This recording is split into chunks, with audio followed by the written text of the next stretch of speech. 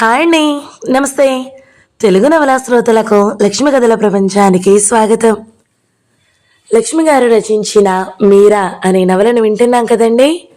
ఈరోజు ఈ వీడియోలో మనం ఎపిసోడ్ 8 వినేద్దామండి. వచ్చిన 4 రోజులకే ప్రయాణమైన కొడుకును చూసి శాంతమ్మ గారు తెల్లబోయింది. ఆవిడ ఎన్ని విధాలు అడిగినా పని కాలేదు. చాలా రోజులైందని వచ్చాను, మళ్ళా తొందరగా వచ్చేస్తాను అని మాత్రం చెప్పాడు శేఖరం. మరి ఉత్తరాలు అలా ఎందుకు రాశావు?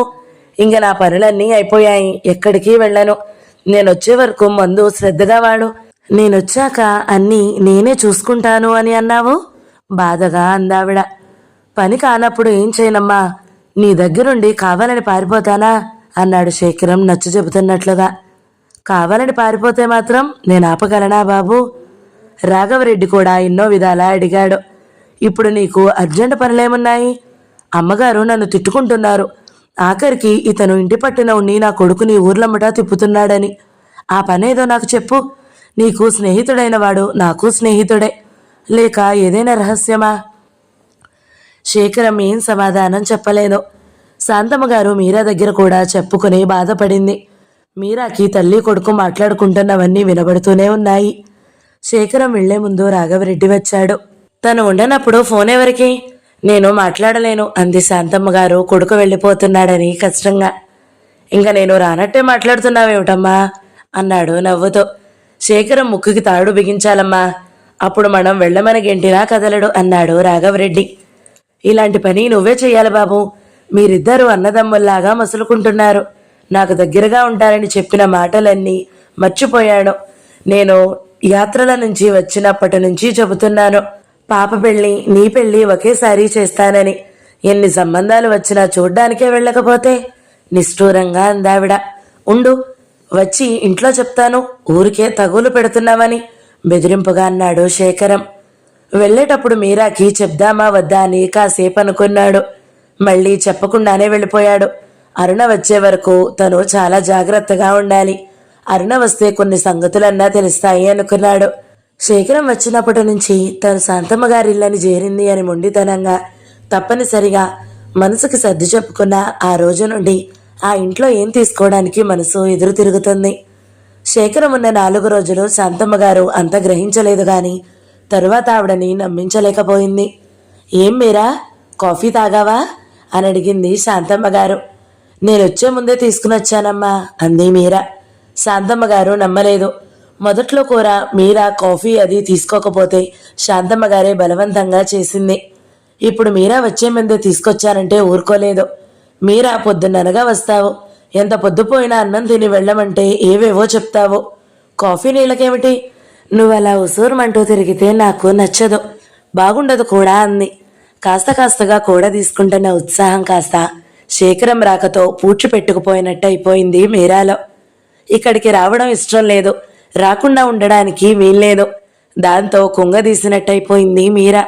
ఆమె చాలా నిరుత్సాహంగా నీరసంగా కనబడడంతో అది తల్లి అనారోగ్యం కారణమని, ఈ పని కాస్త ఆమె మానేస్తే ఈ వచ్చే 4 డబ్బులు రాకపోతే ఆమె తల్లి ఇంకా ఇబ్బంది పడతారని, ఆమె ఆలస్యంగా వచ్చినా తనకేం పర్వాలేదని, ఆమెని సంకోచపడకుండా ఉండమని పదే పదే చెప్తూ ఆమెని ఇంకా సాదరంగా చూడసాగింది శాంతమ్మ గారు.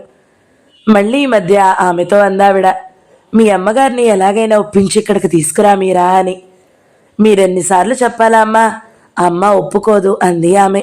వారం రోజులు గడిచిపోయినాయి. ఒకరోజు మధ్యాహ్నం 3 గంటలకి శాంతమ్మ గారికి భగవద్గీత చదివి వినిపిస్తుందామె. ఇంటి ముందు టాక్సీ ఆగడం ఇద్దరూ గమనించలేదు. గంగులు బ్యాగ్ పట్టుకుని హాల్లోకి వచ్చాడు. శాంతమ్మ గారు గంగుల్ని ఏదో అడగబోయేంతలో శేఖరం లోపలికొచ్చాడు. బట్టలు నలిగి క్రాఫ్ చెదిరిపోయి మనిషి చాలా అలసటగా కనిపించాడు. శేఖరాన్ని చూస్తూనే మీరా లోపలికెళ్ళిపోయింది. మీరాని చూసేసరికి శేఖరంలో అలసట తగ్గిపోయింది. మీరా ఇక్కడే ఉంది. తల్లిని ఏదో విధంగా ఒప్పించి మీరా పనులు మానేస్తుందేమోనని అతను భయపడ్డాడు. ఇదేమిట్రా బాబు అలా అయినావు? ఇంకా వాళ్ల పనులు వీళ్ల పనులు అంటూ అలా ఆరోగ్యం పాడేలా తిరిగితే నేను ఊరుకోను ఖచ్చితంగా చెప్పింది శాంతమ్మ గారు.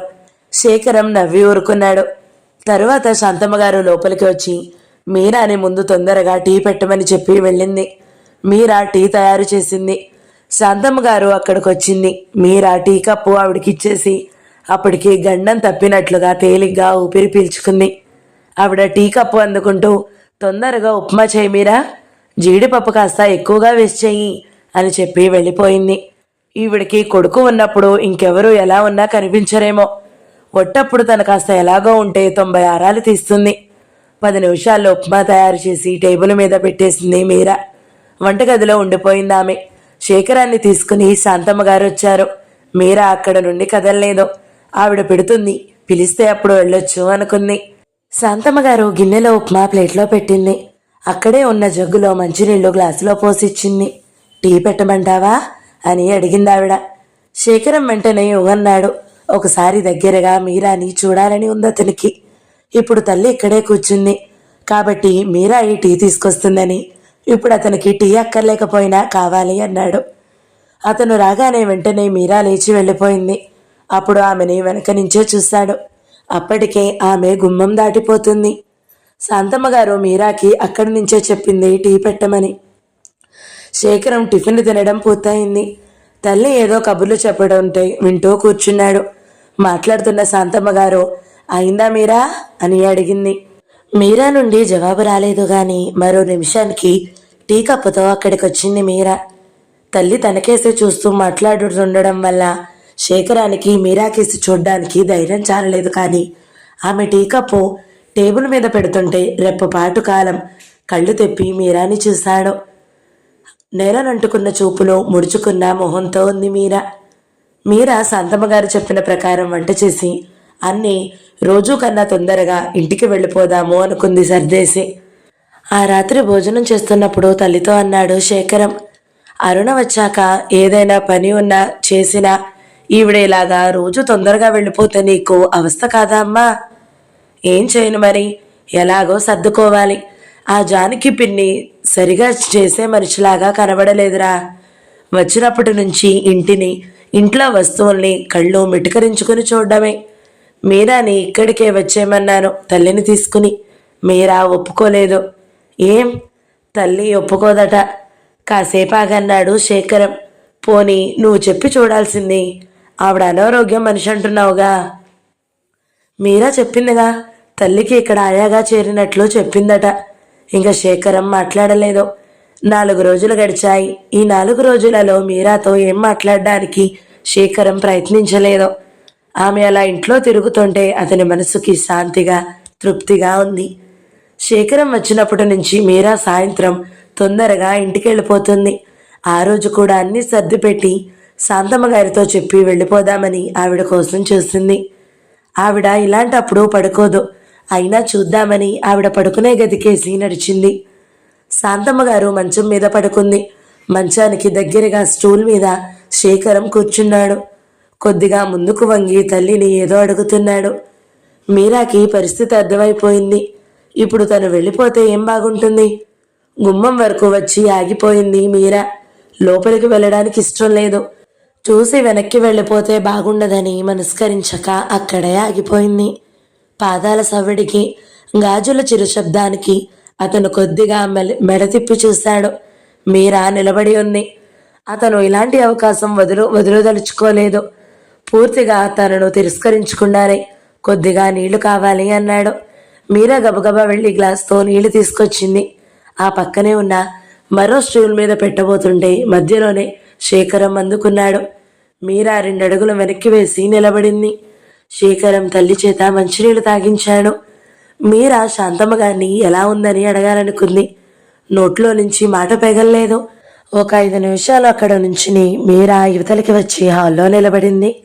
ఇలాంటప్పుడు ఆవిడ హార్లిక్స్ తాగుతుంది. ఇప్పుడు తాగుతుందో లేదో మీరాకి తెలియలేదు. పోనీ నీళ్లు పెట్టి ఉంచనా? ఒక అడుగు వేసింది లోపలికి.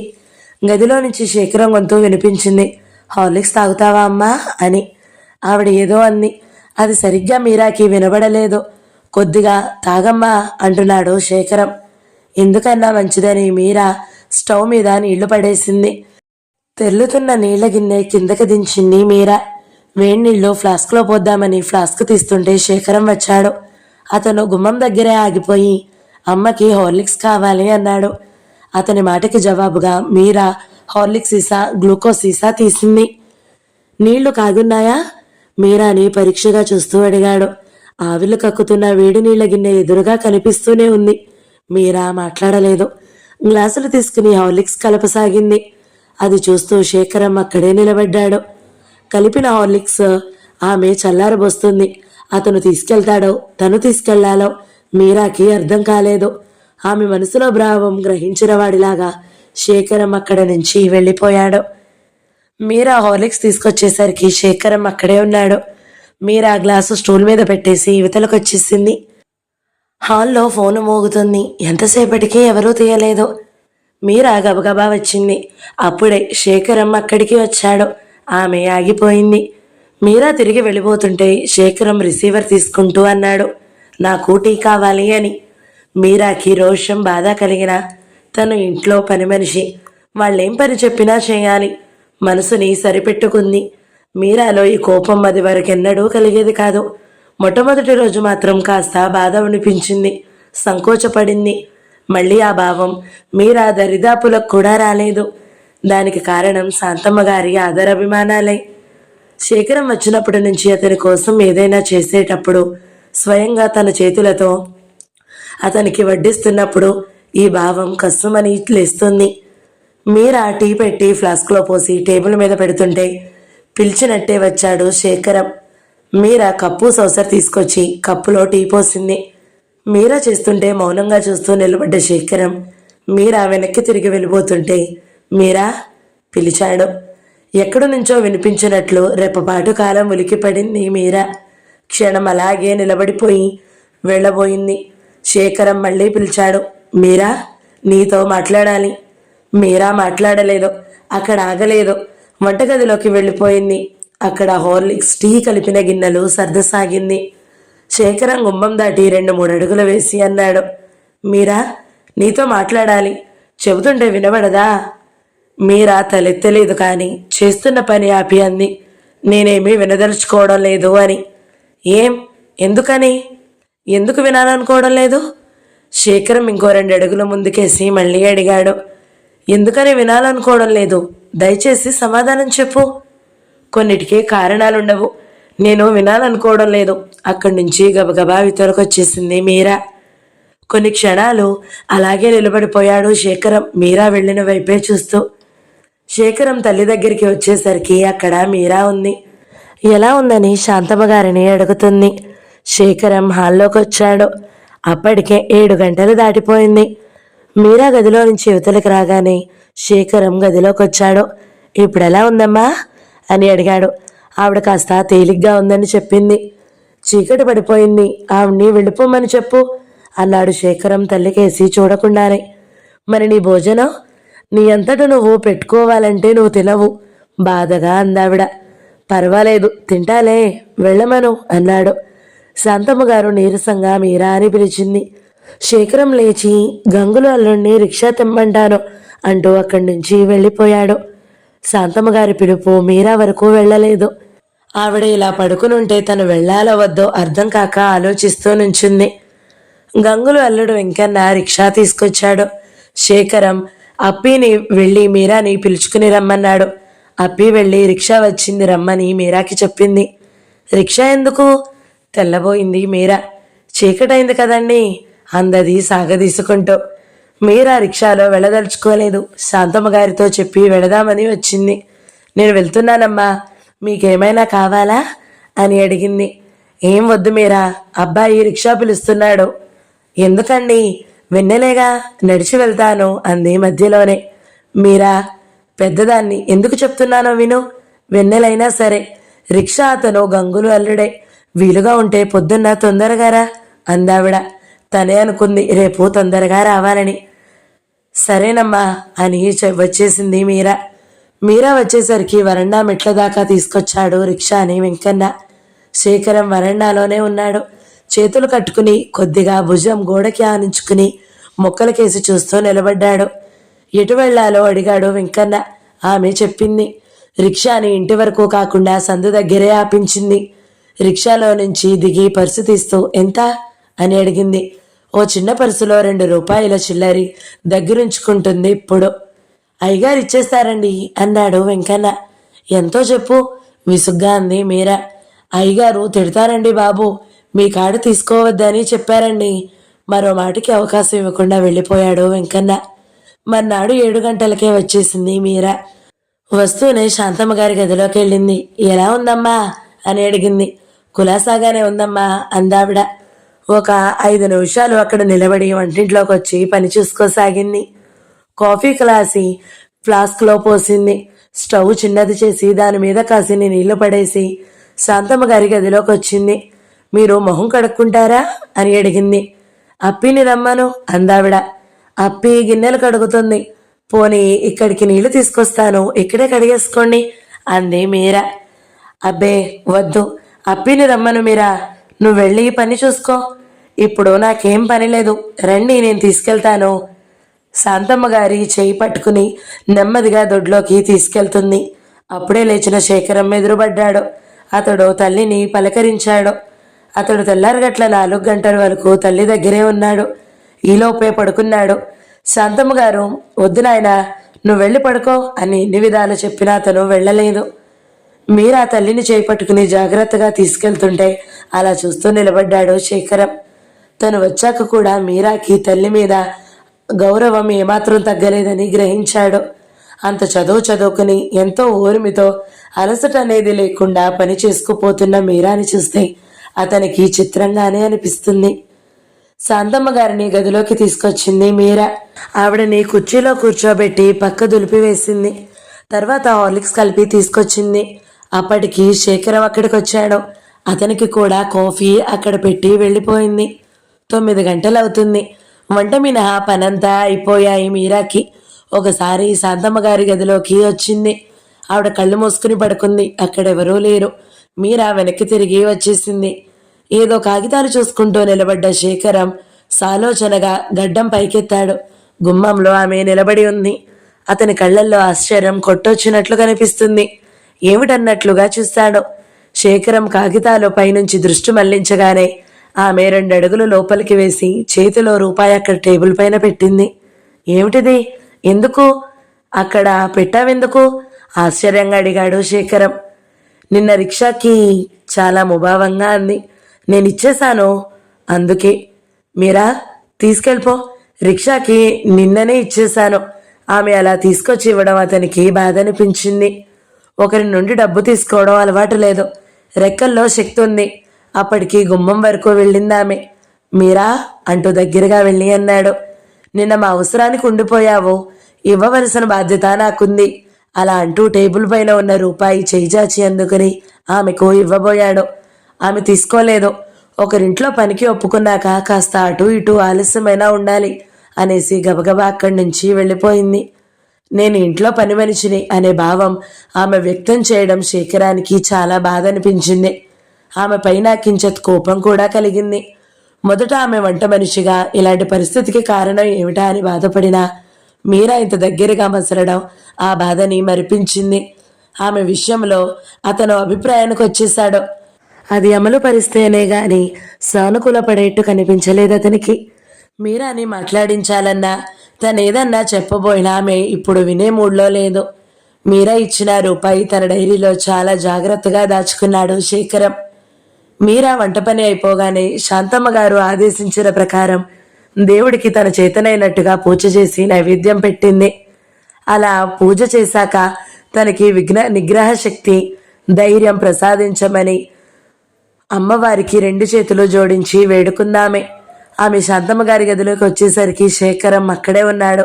ఆమె యువతలకి రాబోతుంటే శాంతమ్మ గారు అడిగింది, పూజ అయిందా మీరా అని. అయ్యిందమ్మా అంది మెల్లగా. ప్రసాదం తీసుకురా అంది. అరుణ కంటే స్నేహితురాలు. అమ్మకి కూడా మీరా అంటే ప్రాణం.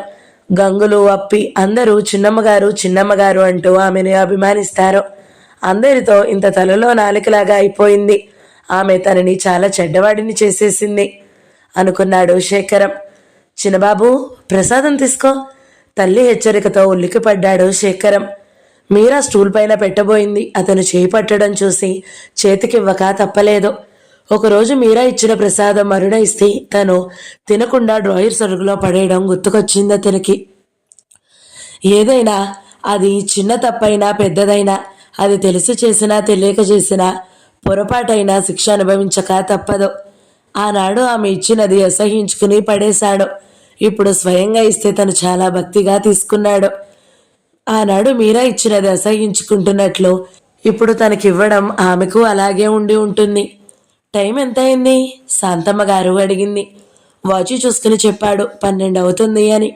నువ్వు భోజనం చేశాయి, మీరా వెళ్తుంది అందావిడ. నువ్వు చేయవా? ఈ పూటకి జావ తాగుతాను. వెళ్ళు, పొద్దుపోతుంది. తర్వాత తింటాలేమ్మా. ఆవిడ్ని వెళ్ళిపోమాను. ఆ, రాత్రి తిన్నావుగా. గిన్నెలో అలాగే ఉందట. ఎవరు చెప్పారు? ఆశ్చర్యంగా కొంచెం కుతూహలంగా అడిగాడు. మీరా చెప్పిందా అనుకుంటూ. అప్పి చెప్పింది. రాత్రి చిన్నబాబు గారు అన్నం తినలేదమ్మా అంటూ. నువ్వు పెట్టుకుని అసలే తినవు. కొడుకు మీరా పెడితే మొహమాట పడుతున్నాడనుకుని పోనీ నేను వచ్చి అక్కడ కూర్చోనా అడిగింది. నువ్వా? భలేదానివే. అంత నీరసంగా లేవలేకుండా ఉండి రాత్రి కూడా సరిగా చేయలేదు.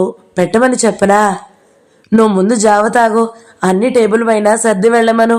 నాకు ఆకలి వేసినప్పుడు తింటాను అన్నాడు. తనకి అలా వడ్డించడం మీరాకి ఇష్టం ఉండదని, ఇష్టం లేని పని చేయించి ఆమెకి కష్టం కలిగించడం అతనికి ఇష్టం లేదు. నువ్వు పెట్టుకు తింటావు. లే, నేను వస్తాను. అప్పి చేత టీ పెట్టించుకున్నావట కదా. నాతో చెప్తే పెట్టించను. నాకేమిటో మగతగా నిద్ర పట్టేసింది అంటూ లేవబోయింది. శేఖరం వారించి తల్లిని లేవనీయలేదు. అప్పిని పిలిచాడు. ఏంటి బాబు అంటూ వచ్చిందది.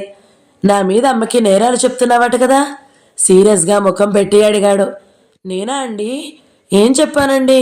తెల్లబోయింది. ఉత్తదే, ఊరికే అంటున్నాడు అంది శాంతమ్మ గారు.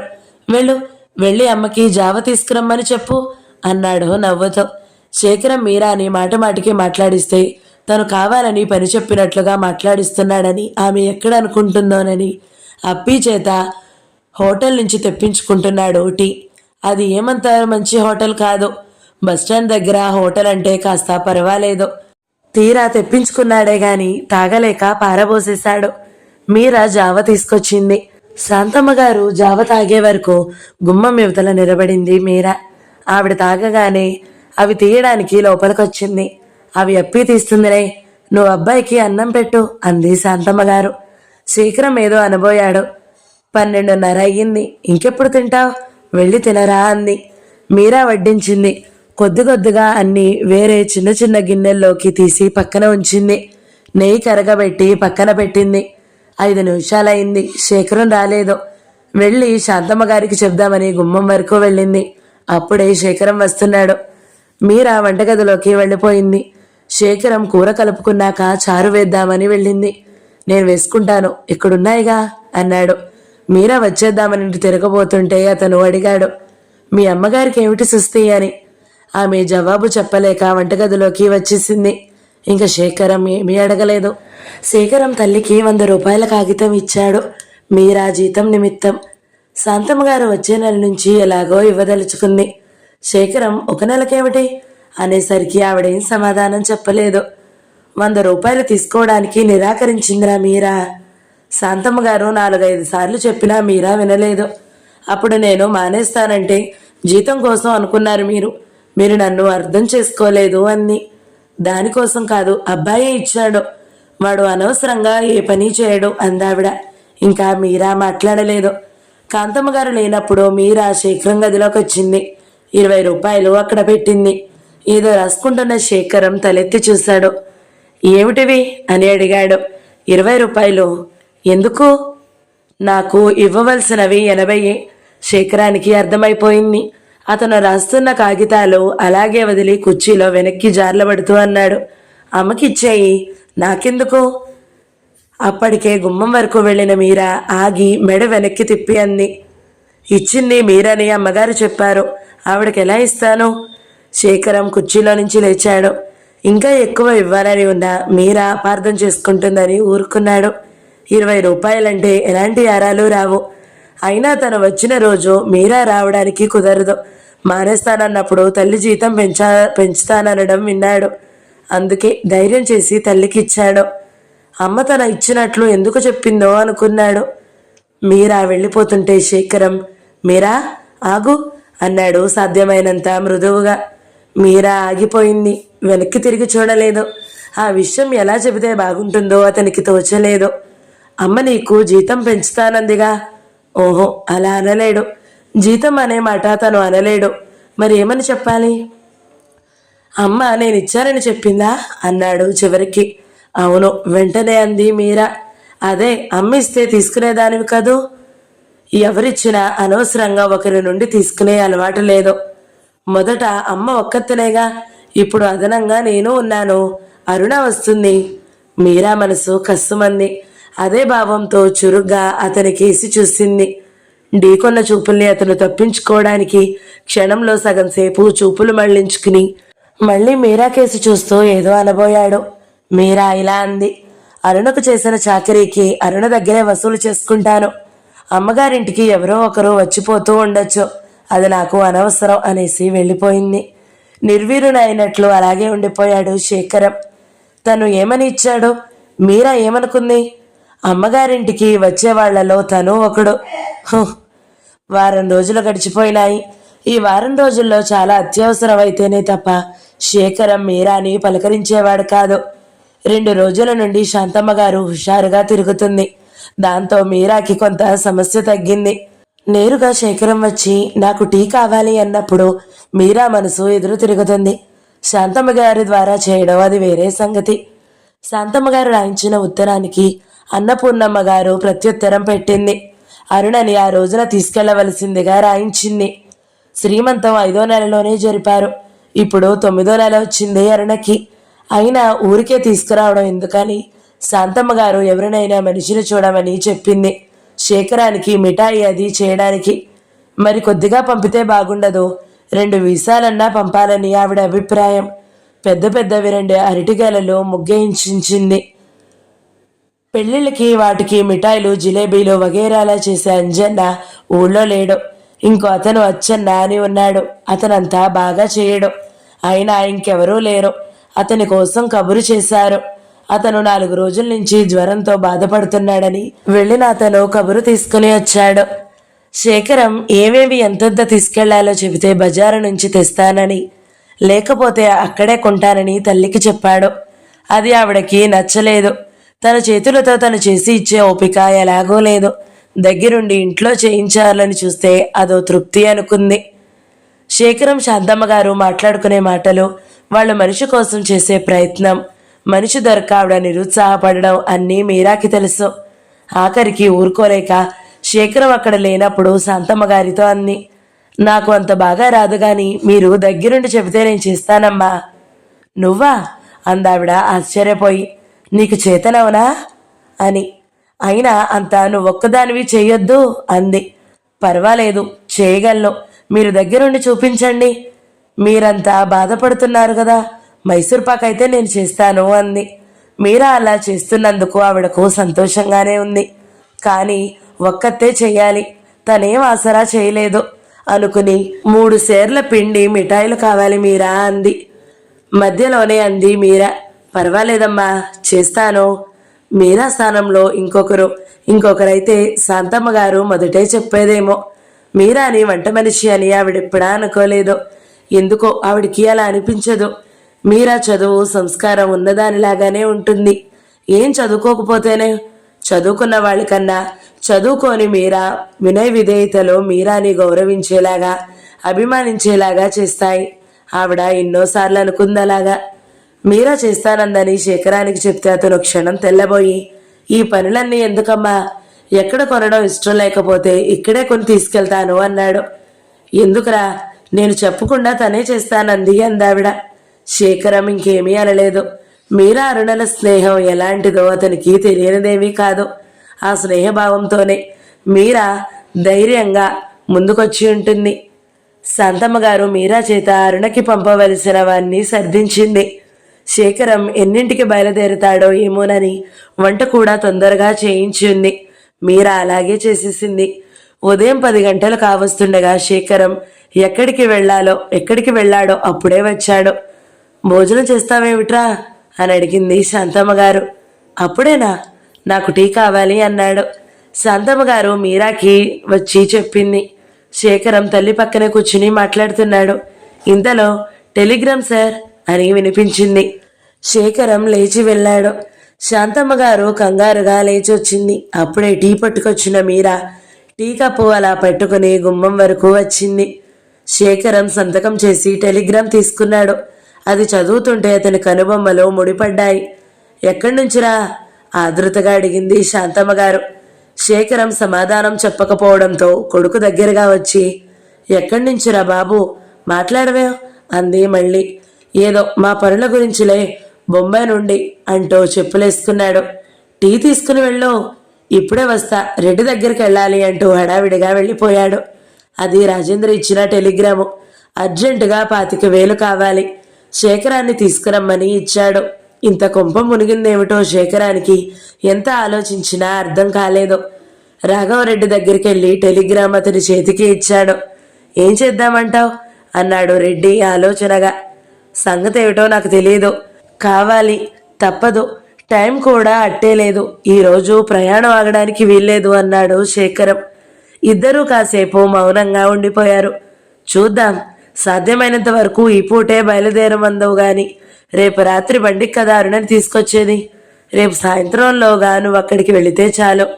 అరుణ సంగతి సరే, ముందు అన్నయ్య సంగతి అర్జెంటు, ఆలస్యం అయితే ఇద్దరం టాక్సీలో వెళ్దామన్నాడు రాఘవరెడ్డి. శేఖరం ఒక్కసారి పిలవగానే తలుపులు తెరుచుకున్నాయి. రాజేంద్ర కళ్ళు ఎర్రగా వాచి ఉన్నాయి, జుట్టు రేగి ఉంది. నిద్ర లేదో ఏమో, కళ్ళు ఎర్రగా, కనురెప్పలు బరువుగా ఉన్నాయి. శేఖరం వెనకాలే రాఘవరెడ్డి రావడం చూసిన రాజేంద్ర క్షణం సేపు తెల్లబోయాడు. వెంటనే తేరుకుని 2 చేతులు చాచి రాఘవరెడ్డి 2 భుజాల మీద వేసి దగ్గరికి తీసుకున్నాడు మౌనంగా. బలరామరెడ్డి పోయాక రాజేంద్ర వెళ్ళలేదు, వాళ్ళనెవ్వరినీ చూడలేదు. రాఘవరెడ్డి కోటీశ్వరరావు గారితో వ్యవహారం తేల్చుకోవడానికి వచ్చినప్పుడు రాజేంద్ర ఊళ్ళో లేడు.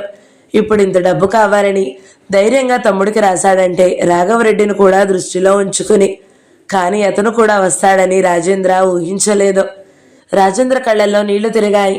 రాఘవరెడ్డి రాజేంద్ర పట్టు నుంచి నెమ్మదిగా విడిపించుకుని రాజేంద్ర చేయి పట్టుకుని సోఫా కేసి నడిచాడు. 5 నిమిషాలు మౌనంగా గడిచిపోయాయి. కుసుమకి వీళ్ళు వచ్చినట్టు తెలిసిన ధైర్యం చాలక యువతలికి రాలేదు, వీళ్ళని పలకరించలేదు. శేఖరం కూడా లోపలికి వెళ్ళలేదు. ముగ్గురు మాట్లాడుకుంటూ కూర్చున్నారు. మధ్యలోనే రాజేంద్ర లోపలికి వెళ్ళి ముగ్గురికి కాఫీ పట్టుకొచ్చాడు. ఇంకా పూర్తిగా వెలుగు రాలేదు. మీరా ఎపిసోడ్ 8 సమాప్తం. ఈ వీడియో మీకు నచ్చినట్లయితే లైక్ చేయండి, షేర్ చేయండి, మంచి కమెంట్ పెట్టండి. ఎవరైనా మొదటిసారి మన ఛానల్ని చూస్తున్నట్లయితే సబ్స్క్రైబ్ చేసుకోండి. Thank you so much for watching. నమస్తే.